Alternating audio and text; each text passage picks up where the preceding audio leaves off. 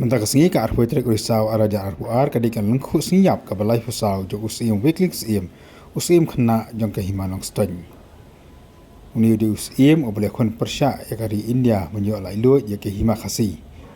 Mat namar ka jingsak thuat akibo jo ka sokar India la wan yet kedau hang ni monus im ulali ban sakno cha Bangladesh. Mat ulak lat no akas nem sejak nasba prapopra hakasnong raja ka bahap entah hapo Bangladesh. Kum gadak gajikan maburam ya gani kesni kisang balang bape kila pelong gajikan maburam nagam tan usim kena jong kehimanok stony.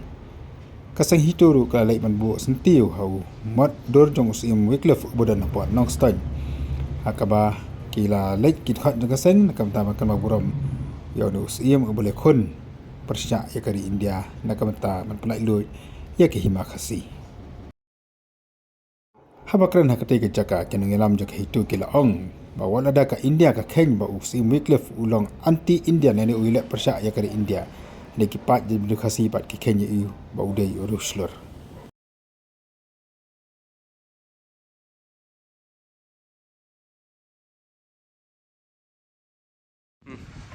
Gina kaliang ka hitu sengmi dia mentaka sengi kilawan boy hakani ka snong nong stoi wan ban bu yo usantio nakam ta ka lengkhu sengiap ka balai pusau jong u pai im Wycliffe se di ngina kaliang ka hitu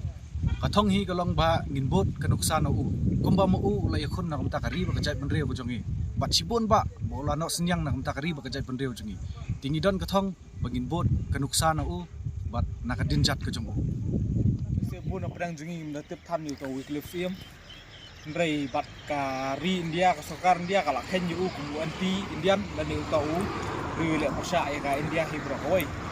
re Wycliffe sim na pedang ka sang jengi khen yu ku ru slor ru start baru riu ya le nam ta ka jing lai lu cho ka pri nyu trap bro hoi riu bom chu pendam hakano kalan kano kaliang tengi na kasang iken ya ka kejengkeran jongu na ka jingya inti jongu ka dei ka babyang baka kamdei ka bolat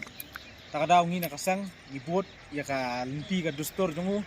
hakano kaliang buyat namar bangitip ba ka por kalong shwa ka menor ngitip ba yangi khasi la penap tang suloi tang suloi la penap tang bangin ya kongu bangin ya san ba ka ayue